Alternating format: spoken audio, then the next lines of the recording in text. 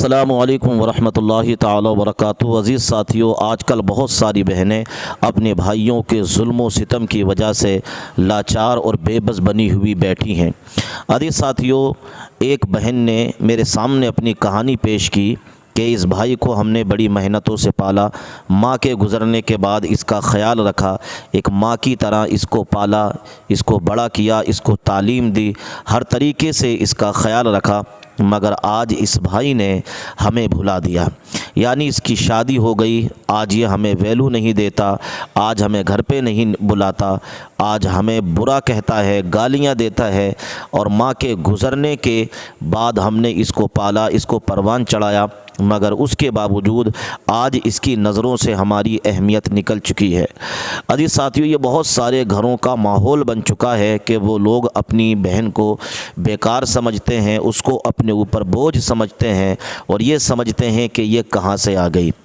अजीज़ साथियों, हकीकत यह है कि जिस तरीके से बाप की जायदाद में बेटे का हिस्सा हुआ करता है, ऐसे ही बाप की जायदाद में बेटी का भी हिस्सा हुआ करता है। लेकिन उसके बावजूद भी वो बेटी अपने हिस्से को छोड़ देती है अपने भाइयों के लिए, ताकि इस घर पे मेरा आना जाना बरकरार रहे, मैं इस घर में आती रहूं और इस घर से मेरा संबंध तादेर रहे, जब तक मैं ज़िंदा रहूं इस घर से मैं जुड़ी रहूं।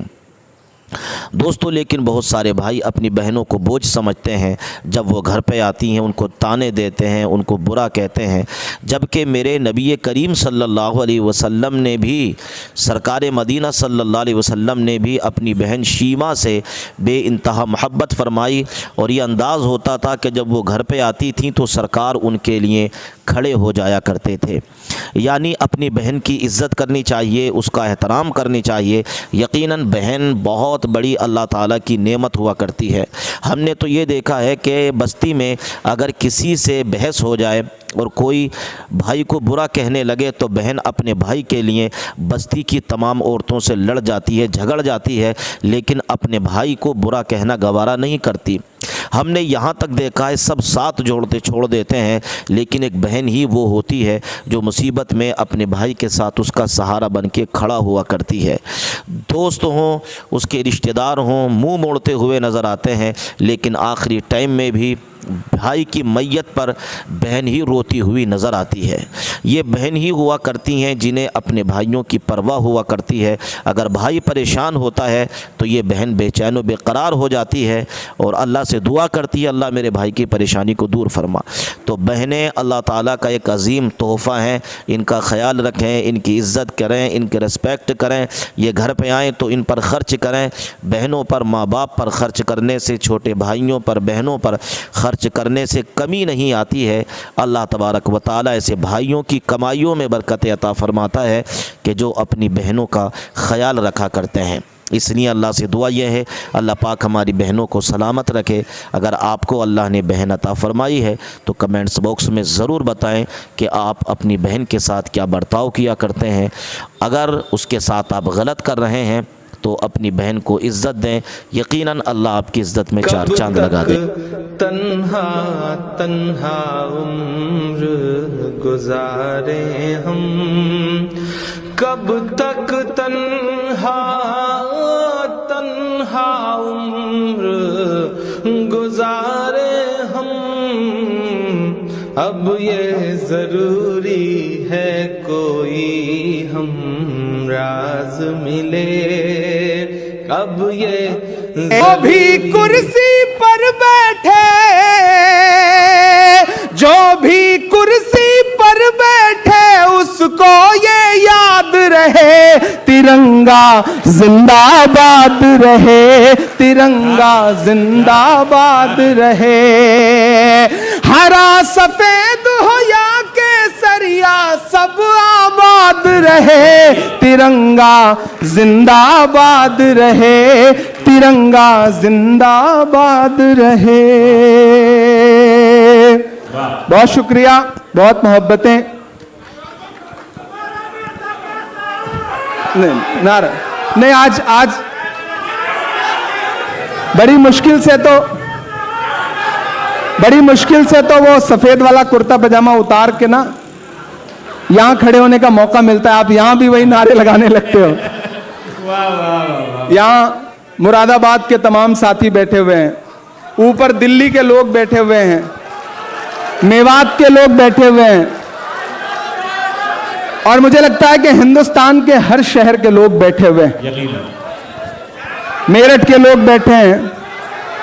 मैं एक नज्म पढ़ना चाहता हूं अपने तमाम जो हमारे लीडरान हैं इनके बीच। मुझे लगता है शायद पहली बार इस तरह के किसी मशारे की महफिल में बात करने का मौका मिला है इनसे।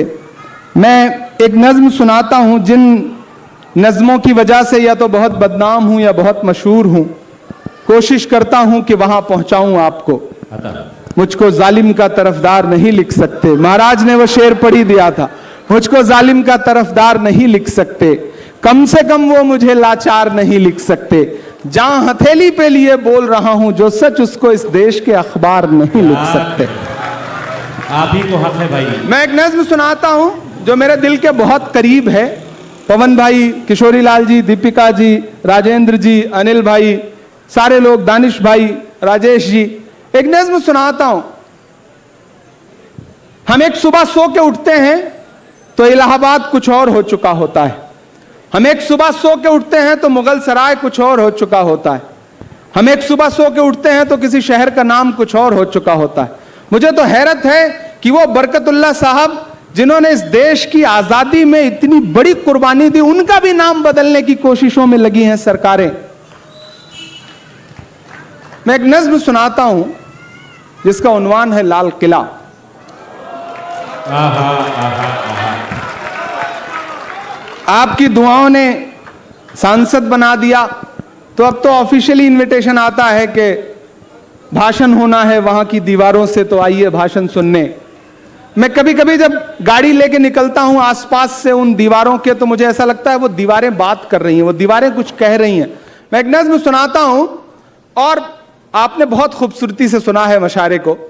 अगले 5-7 मिनट मेरे होकर के जैसे मुझे सुनते रहे हैं उस तरह से सुनिए। मैं उसी तरह सुनाने की कोशिश करूंगा इंशाल्लाह। बताएं कि आप तैयार हैं। एक बार पुरजोर तालियों के साथ अपने महबूब।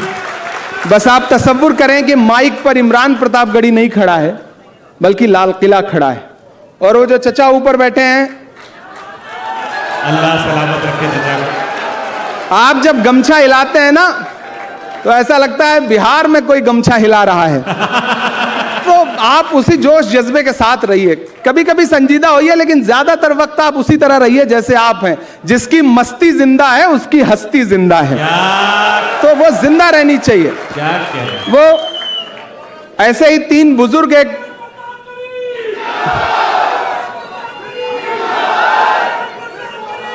शुक्रिया, बहुत शुक्रिया, ये बड़े नेक लोग हैं। ऐसे ही 3 बुजुर्ग ऐसे ही गुजर रहे थे तो सामने से कुछ खवातीन गुजरी, तो एक बुजुर्ग ने गौर से देख के कहा कि